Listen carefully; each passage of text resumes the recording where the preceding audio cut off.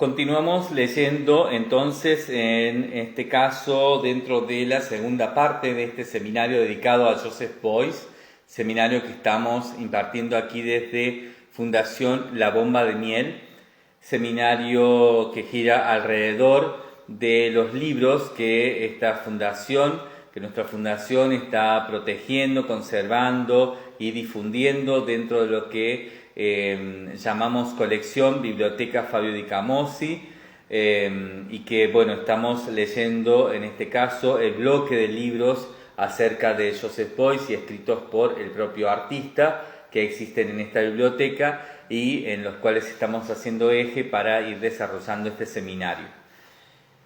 Estamos leyendo ahora en esta segunda parte del seminario, estamos haciendo eje en el libro Joseph Beuys de Bernard Lamarche-Badel, un libro publicado por Ediciones Ciruela en el año 1994, con una traducción que ha sido publicada en este año por la editorial Ciruela, no por Ediciones Ciruela. Y es una de las únicas traducciones que existen de este libro al español. Esta es una primera edición que ha sido publicada en ese año y después no se ha reeditado, por lo menos no hasta ahora. Estamos leyendo dentro de este libro una segunda parte, la segunda parte que constituye este material editorial, este compendio editorial, que se trata de documentaciones acerca de Beuys que Bernard Lamarche-Badel incluye dentro de este texto, de este libro, para poder de alguna forma, comprobar su hipótesis y de esta manera, ¿no? Darle forma de tesis, una tesis que ya evidentemente está logrando poner sobre la mesa, ¿no? Está logrando aclarar y que evidencia claramente cuál es el juego teórico que ha hecho Lamarche-Badel en este libro, que se divide la mitad del libro en los capítulos de desarrollo teórico acerca de Joseph Beuys por el propio Lamarche-Badel, y dice él, ¿no? Escritos que han sido publicados a partir del trabajo conjunto, ¿no? De él y de un equipo, que ha estado constituido por personas que no nombra, pero sí nombra entre esas personas a Joseph Beuys, ¿no? Que además de haber sido objeto de estudio para este libro, ha sido un colaborador también de ese equipo de trabajo que ha dado por resultado esta publicación. La segunda parte del libro es una documentación, entonces, una serie de documentos básicamente constituidos por una cronología, la cronología escrita por Beuys acerca de su vida y su obrar, corregida, ampliada por Bernard Lamarche-Badel, su equipo y el propio Joseph Beuys, especialmente para esta edición, y 4 entrevistas, entre las que se encuentran 2 realizadas por Bernard Lamarche-Badel, una que es la que hemos leído en el audio anterior, que es de finales de los años 70, y una que y al cierre de esto, ¿no? de este libro, va a aparecer una última entrevista, que es una de las últimas entrevistas que se le hizo a Joseph Beuys antes de morir, ¿no? Y esa también va a ser una entrevista hecha por Bernard Lamarche-Badel.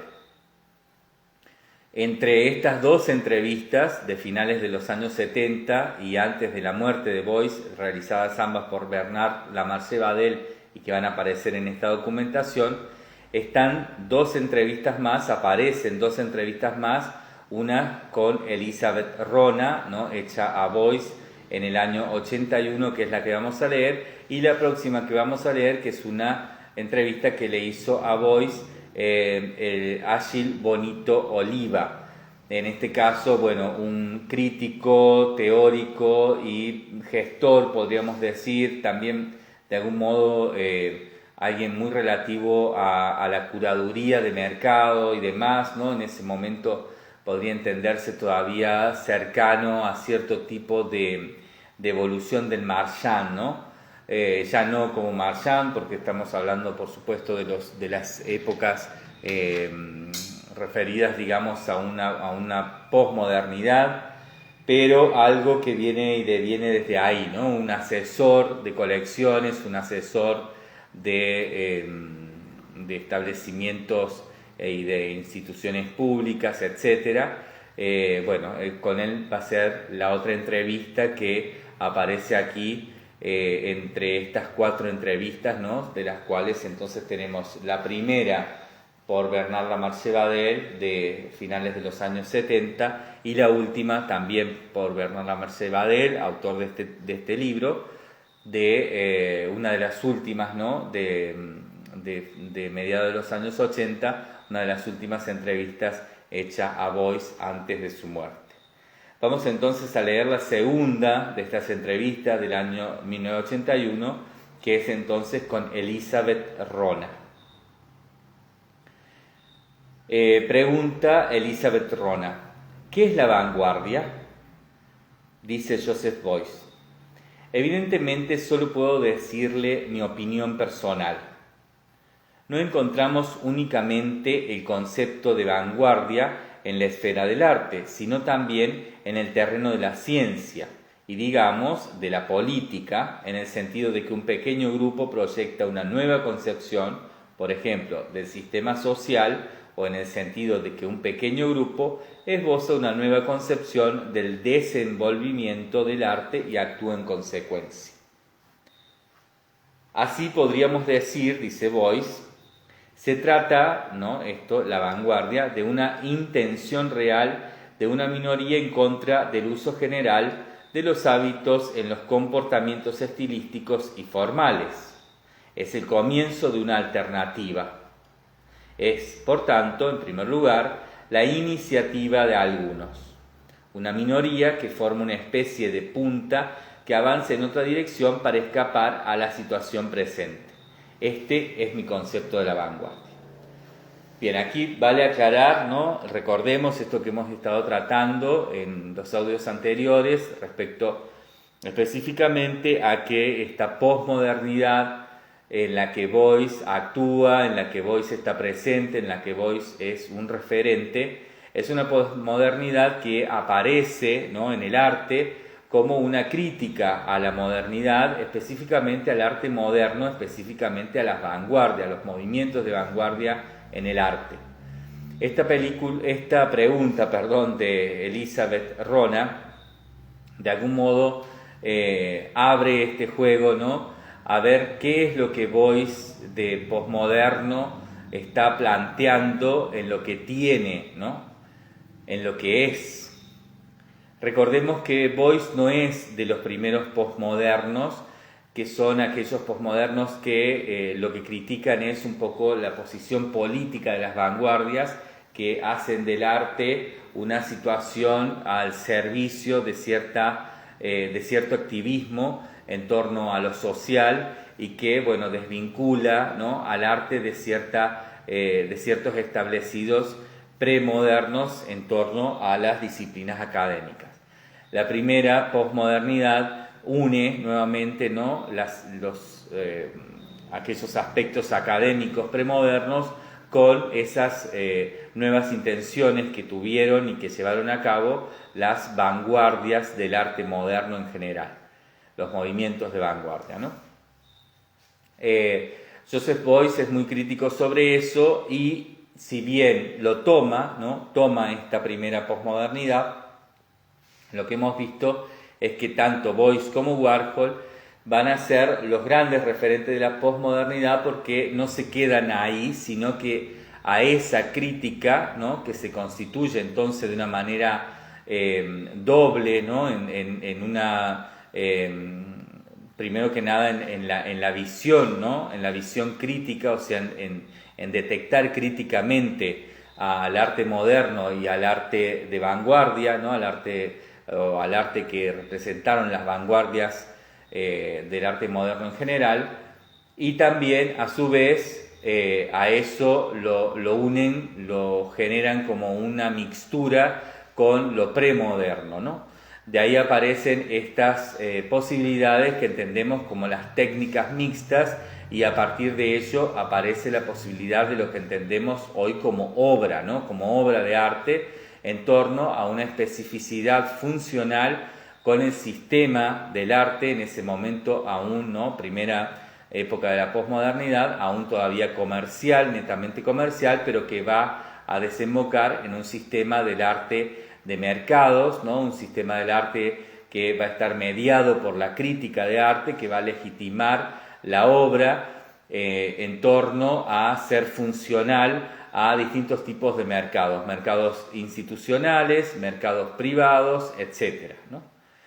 Beuys es muy crítico sobre todo esto, y Beuys a todo esto, junto con Warhol, lo que le van a sumar dentro de esta modernidad es una visión que viene en torno al análisis más concreto y específico de algunas cuestiones que se han dejado de lado, por ejemplo, de la figura de Marcel Duchamp en la modernidad, y van a abrir una posmodernidad media, donde de época media, digamos, ¿no? Una posmodernidad del medio, donde incluyen a todo esto que la primera posmodernidad había tratado, incluyen la autobiografía como un elemento más dentro, ¿no? de los elementos con los que se trabaja la obra.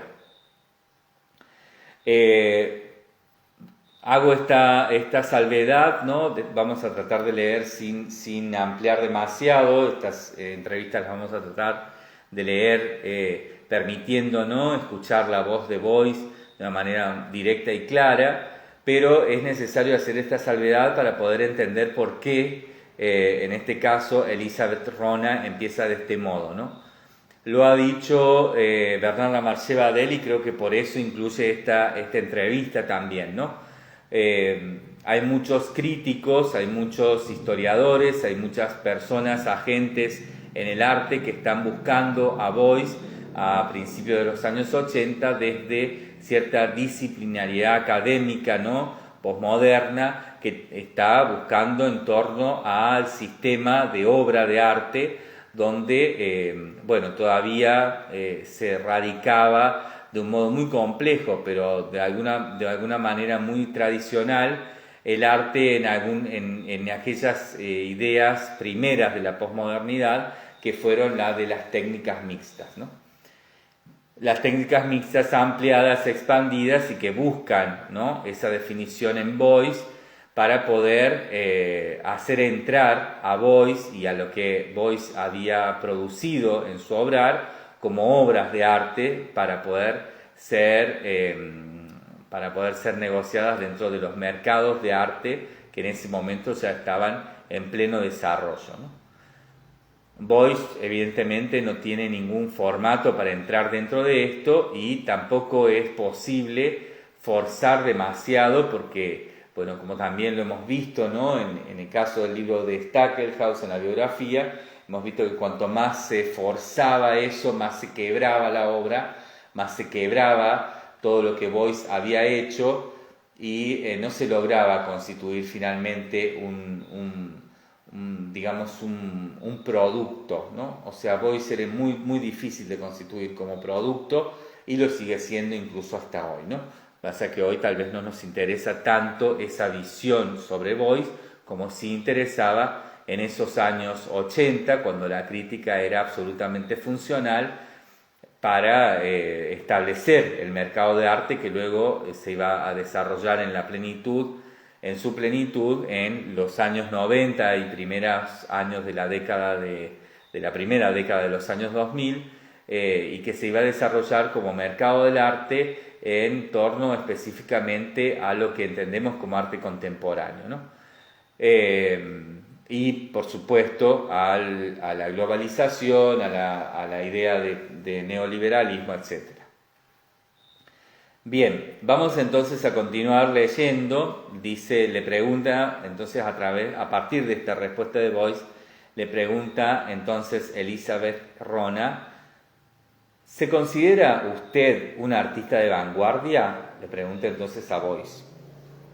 Y Joseph Beuys responde: sí, me considero, por decirlo así, como un vanguardista que interviene respecto a la producción artística.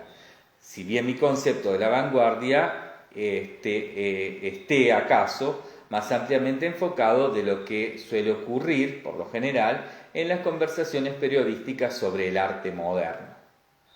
Porque mi concepto de la vanguardia se propone, en el seno mismo del arte, en la transformación de las relaciones sociales. Es decir, dos puntos. Mi concepto de vanguardia apunta a la vida en su totalidad. No simplemente en el sentido habitual, según el cual se dice que el arte es la vida, sino en el sentido en que formulo de modo más exacto los problemas fundamentales que se presentan ante nosotros, la humanidad de hoy respecto a las cuestiones culturales, a los derechos democráticos y a los modos de acción económicos. Mi concepto de innovación, mi concepto de la vanguardia, abarca todo eso. Pero, por consiguiente, dicho concepto es tan extensivo que atañe a los comportamientos sociales no sólo de los hombres activos en la esfera de la vanguardia que actúa en las bellas artes, sino de modo general en todos los hombres que ejercen una actividad, sea científica o jurídica, de todos aquellos que se interesan en poner en tela de juicio el orden económico respecto al futuro. Pienso, por tanto, en un concepto de la vanguardia muy alejado del concepto tradicional del arte moderno. A mi juicio, el arte ha llegado a un término, toca a su fin, y ahora comienza el periodo en que asoma la necesidad de un arte social. Esta es mi intención. La vanguardia es ciertamente una reacción contra lo que ya existe, mas no se limita a una reacción brutal que solo consistiría en criticarlo todo por espíritu de contradicción, sino que propone, en cambio, un nuevo proyecto para conducir a la sociedad en su conjunto hacia una nueva forma. Es, por tanto, un concepto que se propone poner en forma, un concepto estético que, por principio, pone la mira en el trabajo humano y, por consiguiente, en cada hombre, o sea, en cada ser humano. En este sentido, se trata de un concepto antropológico del arte y no de su concepto restringido que se limitaría a la actividad de las bellas artes, o de la música, o de la literatura. Un tipo de concepto del que se suele hablar, según los comportamientos tradicionales, en la rúbrica cultural de los diarios, en que se propone a los artistas una existencia estrecha en un espacio limitado. Podría definir esa existencia como la libertad de los bufones de la corte en la que se quiere confinar a los artistas. A mi entender, el arte mismo se convierte en un concepto revolucionario. Tal es la idea fundamental, tal es lo que debe ser un arte realmente vanguardista. La vanguardia ya no puede limitarse estrechamente al terreno del arte moderno. Dice Elizabeth Ronan. ¿Existiría entonces una crisis general? Y contesta Joseph Beuys. Sí, probablemente esta crisis es justo lo que acabo de mencionar. El hecho de que el final de la época moderna se haga visible y de que se tenga la impresión de que la vanguardia debe proponernos un nuevo proyecto, esa es la crisis. Creo que lo que acabo de decir describe en qué consiste la crisis. La época moderna fue un periodo importante, pero toca a su fin, y en este término despunta el comienzo de un nuevo concepto antropológico del arte. Se podría entonces decir, en el propio seno de la crisis ya se perfila una nueva idea, y esta idea se hace visible, es decir, que desde su inicio ya está superada la crisis. La crisis está allí, significa el final de la época moderna, pero pone en movimiento un concepto del arte antropológico que concierne a todas las esferas de la actividad humana y que en su propia médula lleva ya el germen de un nuevo concepto del capital, es decir, la capacidad y la creatividad de los seres humanos como capital. Dice Elizabeth Rona. ¿Cómo juzga la responsabilidad creciente de las instituciones públicas? Y responde Joseph Beuys. Es difícil para mí responder a esta pregunta y tengo que darle la vuelta, porque sé, por experiencia, que existe una dimisión cada vez mayor de las instituciones en lo que atañe a sus responsabilidades.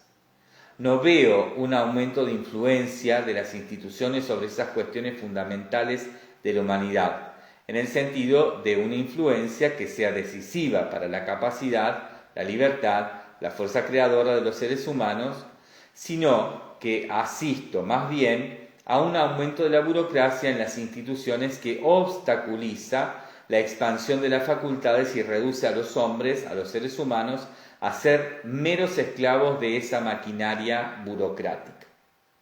Me refiero también a las instituciones estatales, comunales o culturales.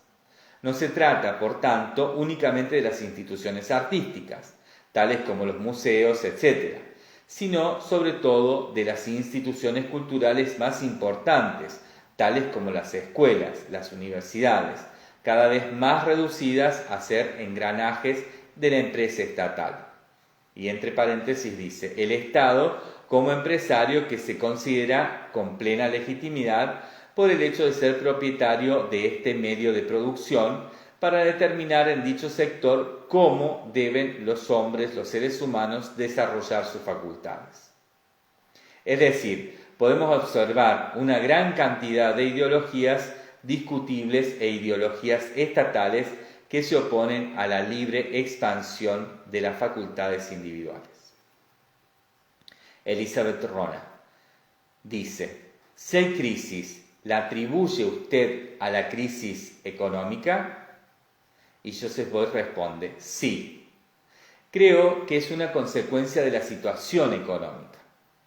Conocemos dos principios fundamentales en ese mundo que sientan las bases de nuestra vida cultural. Dos puntos. En primer lugar, el sistema económico vinculado con el capitalismo privado, que está en crisis, y el sistema económico estatal de los países comunistas, que también está en crisis.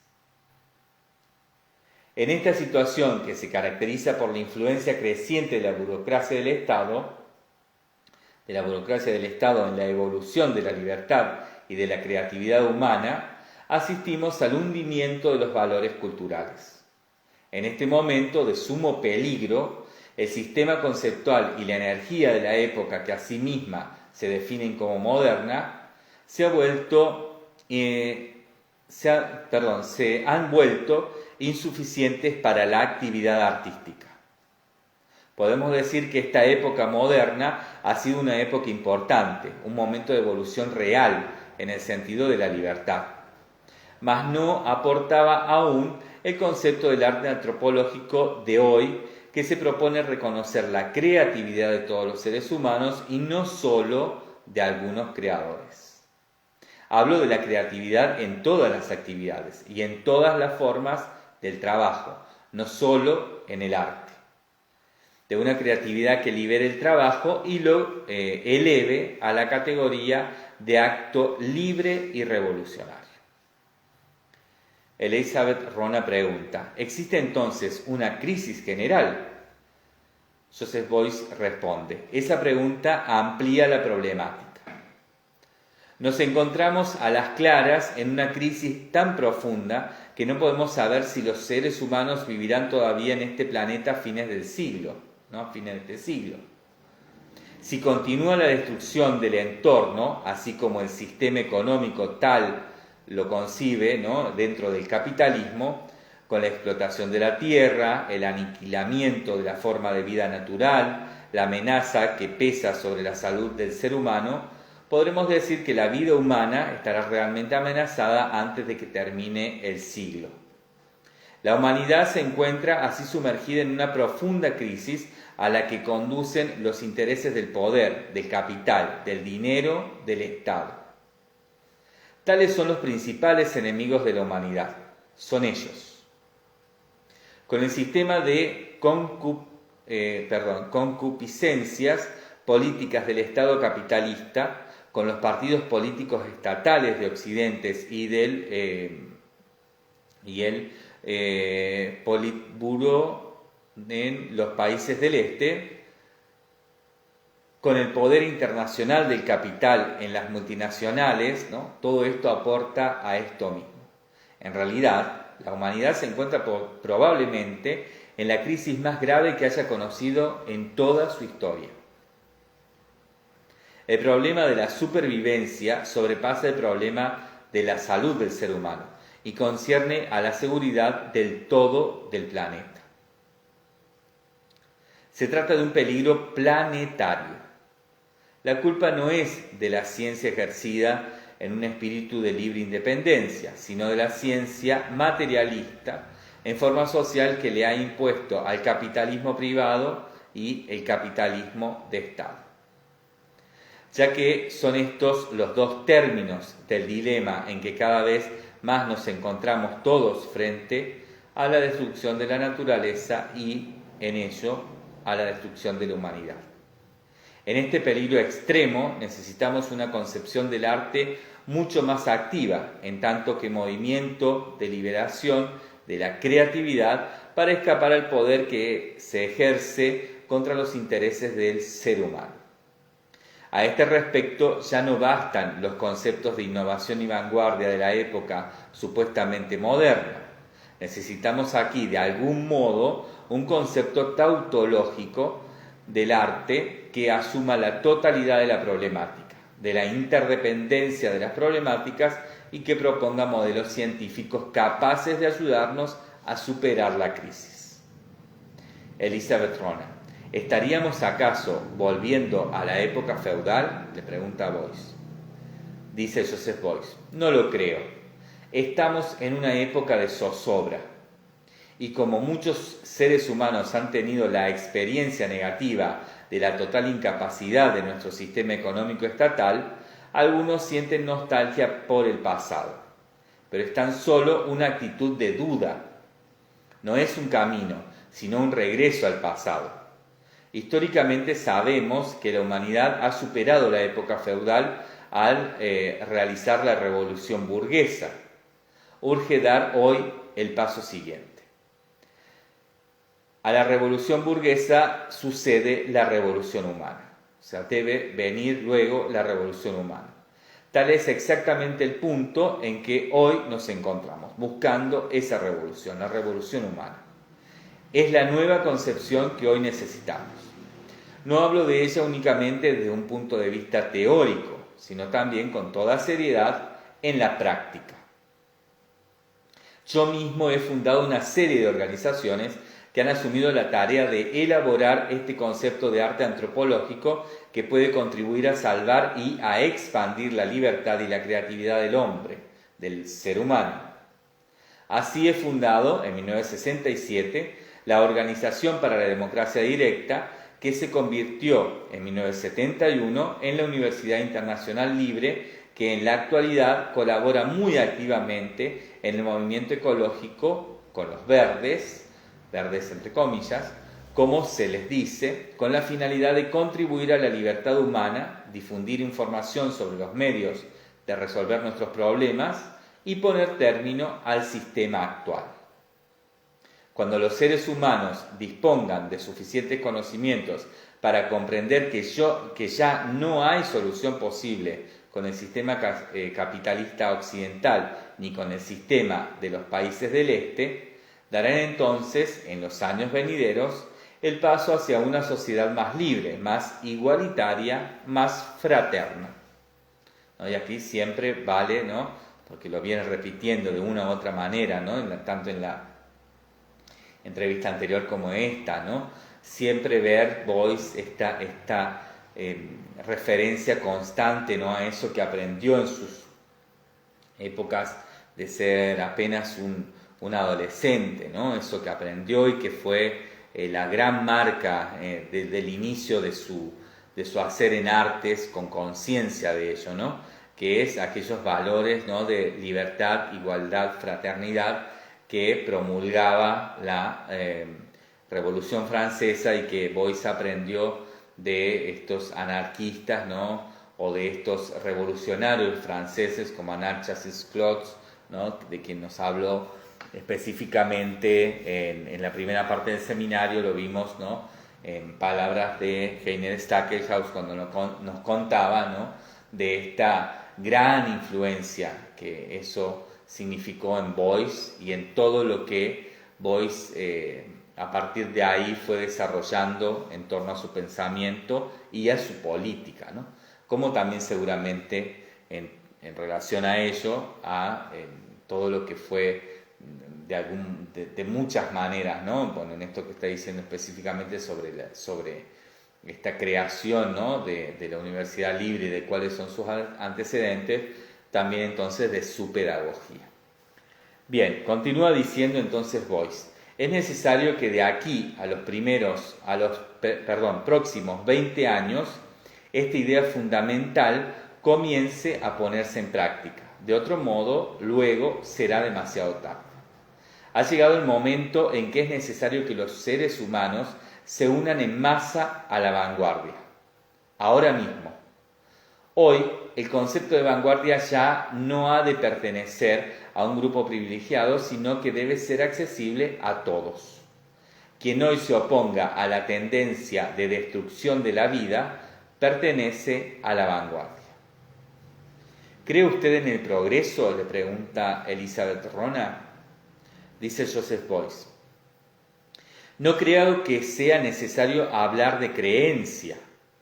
Si un hombre observa sin prejuicios lo que ocurre en el mundo contemporáneo, se da cuenta enseguida de que existe una minoría, una vanguardia de seres humanos procedentes de todos los sectores de actividad que propone contraconceptos. Estos muestran, en efecto, la multiplicidad de las dimensiones dentro de las cuales puede expandirse la humanidad. Si por progreso se entiende la expansión de la humanidad en tanto que totalidad humana, sí que creo en el progreso. Es un concepto de finalidad altamente mental y espiritual que reemplaza la creencia en el progreso material. Se trata de una finalidad mental que libera cada vez más al ser humano de sus vínculos materiales. Es el propio ser humano quien se eleva a un nivel superior de existencia. No es, por tanto, una mera creencia, creencia en el progreso tecnológico, sino el conocimiento de las posibilidades de evolución y de expansión del ser humano a un nivel más alto de conciencia. Salta a la vista que en nuestra época se encuentran en vías de elaboración nuevas formas de conciencia. Nuevas concepciones permiten pronosticar lo que han de ser en la próxima etapa de la conciencia humana los modos de la actividad política. Mas para ello urge no entretenerse con la rúbrica arte, lo pone entre comillas y con mayúscula, en las páginas de los diarios y considerar, en cambio, cuáles son las nuevas ideas en economía o en la problemática de las instituciones democráticas. Sea en el concepto económico del capitalismo tradicional o en los conceptos de pseudodemocracia de Occidente o del centralismo del Estado de los países del Este, en la vida económica no existe libertad, ni democracia, ni solidaridad, ni fraternidad. Un ejemplo, 2 puntos. Los trabajadores de Polonia reclaman esta solidaridad, exigen una verdadera democracia y demandan, por último, incluso si no hablan de ello de modo explícito como lo hago yo, el desenvolvimiento de la libertad y de la creatividad humana en el trabajo. Es decir, que reclaman la autogestión y la responsabilidad individual de cada ser humano en todos los lugares de trabajo. 2 puntos. Querrían limitar al Estado en sus atribuciones. Porque el Estado no puede ejercer la tutela de las cuestiones económicas, no puede ser empresario económico, no puede ser el empresario de la vida cultural. El Estado tiene harto que hacer si se ocupa de los derechos humanos para garantizarlos en forma que los propios seres humanos hayan escogido. en las formas, ¿no?, que hayan escogido. Tal debería ser la función genuina del Estado. Este debería mantenerse ajeno a la economía y a la cultura. No tiene competencia para tomar decisiones al respecto. Esto se desprende, por ejemplo, a las claras, de muchas tesis de los trabajadores polacos. En este sentido, su actitud es un signo positivo de la vanguardia también en el sentido del arte y en el sentido de un concepto antropológico de la libertad. Dice Elizabeth Rona, le pregunta, ¿cómo prevé la evolución del arte del mañana? Joseph Beuys responde, ya he dicho que el propio concepto del arte se amplía y ya no atañe únicamente a la actividad de los pintores, de los escultores, de los poetas, de los músicos, de los hombres de teatro, de los arquitectos, etc., sino que concierne, ¿no?, el arte del futuro, a todo el trabajo humano. Tal es, a mi parecer, el necesario desenvolvimiento del arte desde el punto de vista conceptual. Esta necesidad es filosófica. En la práctica, esto quiere decir que toda persona activa debería aprender igualmente una nueva disciplina artística, quiero decir, la del arte social, la de la escultura social. Una disciplina dentro del arte que, respecto a lo que existe en las esferas de la música, de la arquitectura, de las bellas artes, no ha existido todavía. Un arte social quiere decir cultivar las relaciones entre los seres humanos. Es casi un acto de vida. Para alcanzar esta próxima etapa, urge poseer mayor energía e intensidad. Una obra de arte social plantea un problema de energía. Solo entonces superaremos la crisis. Tales son la toma de conciencia, el saber, la intuición de la vanguardia. La vanguardia es el grupo de personas que asume esta responsabilidad y se esfuerza mediante múltiples tentativas por superar la crisis, elaborando múltiples modelos en las esferas de la actividad artística, en la actividad sociológica, de las problemáticas democráticas, etc. Esta circunstancia debe aportarnos una posibilidad real de cambiar el sistema social. En razón de este concepto de arte antropológico, cada ser humano es un artista. En cada ser humano existe una facultad creadora virtual. Esto no quiere decir que cada ser humano sea un pintor o un escultor, sino que existe una creatividad latente en todas las esferas del trabajo humano. Una consecuencia, a mi entender, es que no se debe concebir el propio trabajo solo para uno mismo. Cada cual debe pensar poco en sí mismo y dar lo mejor a los demás. La humanidad será entonces mucho más productiva. La cultura del tener ha terminado. La cultura de la cualidad del ser es la forma del futuro. Pero en el ser, hacer siempre lo pone aquí entre comillas, pero en el ser el hombre debe dar lo más que pueda a su prójimo y ha de recibir, a su vez, en la medida en que ha dado.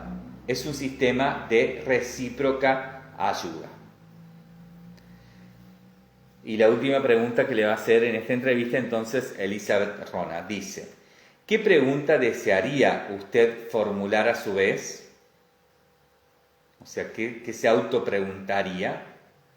Y dice Joseph Beuys, me formulo sin cesar una pregunta y quisiera también formularla sin cesar a los demás. 2 puntos. ¿Por qué este proceso de liberación respecto a todos los aspectos negativos de nuestra sociedad se realiza tan lentamente? ¿Por qué los seres humanos siempre eligen de nuevo a los mismos candidatos que se vuelven enseguida contra ellos? ¿Por qué los seres humanos cuando van a votar siempre votan por la socialdemocracia o por la democracia cristiana u otro modelo caduco del siglo pasado cuyo peso siguen llevando a cuestas? Porque entonces son responsables de su propio dilema y ya no tienen derecho a decir que es culpa del Estado. Tal es, a mi juicio, la pregunta psicológica decisiva que atañe a nuestra sociedad. Una pregunta general sobre el alma humana en general. 2 puntos. ¿Cómo es posible que el proceso de transformación se realice con tanta parsimonia en la mente de la mayoría de los hombres, en la mente de la mayoría de los seres humanos? Y entonces, para la minoría que constituye la vanguardia, qué enorme dificultad entraña la oposición a este conservadurismo. Esto lo dice entre signos de admiración.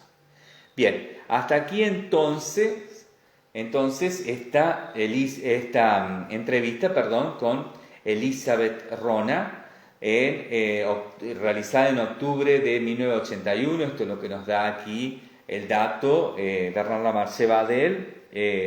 Bien, hasta aquí entonces esta entrevista, que es parte de estos documentos que figuran en esta segunda parte, valga también la redundancia si se quiere, de este libro de Bernard Lamarche Badel, que estamos leyendo aquí, haciendo eje en este libro, ¿no?, llamado Joseph Beuys, que ha publicado de Bernard Lamarche Badel, ediciones Ciruela, en 1994, y que estamos leyendo, ¿no?, aquí haciendo eje en ello para esta segunda parte de este seminario que estamos dictando desde Fundación La Bomba de Miel.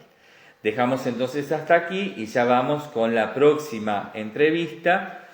En este caso, entrevista a Joseph Beuys de parte, ¿no?, o por parte de Achille Bonito Oliva, Achille con doble L, Achille Bonito Oliva, una entrevista que se realizó en junio del año 1984.